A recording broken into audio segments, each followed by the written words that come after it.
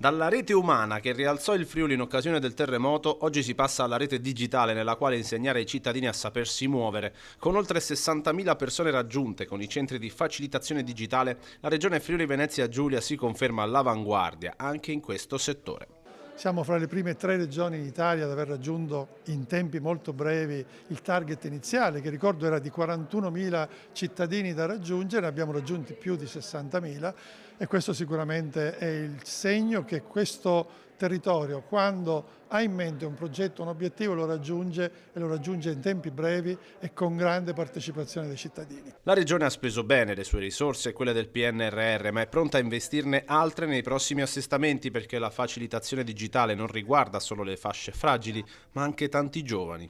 Abbiamo speso una volta di più bene i soldi dei nostri cittadini, ma noi vogliamo spendere ancora, perché i cittadini hanno bisogno di essere accompagnati in questo percorso. Un pericolo che non è più il terremoto fisico, ma un terremoto digitale, perché come dice lei, ci sono oggi tanti rischi, sia per gli anziani più fragili, pensiamo alle truffe fatte online, ma anche per i giovani. E le statistiche ci dicono che i soggetti e gli utenti che sono stati contattati hanno, per il ben 70% sono compresi tra i 30 e i 75 anni, quindi con una buona diciamo così, impatto su un ambito della popolazione che è quella che lavora e il cui titolo di studio è almeno quello della licenza media. In SIE, il braccio operativo della regione in questo campo, è ovviamente pronta a raccogliere e affrontare al meglio queste sfide.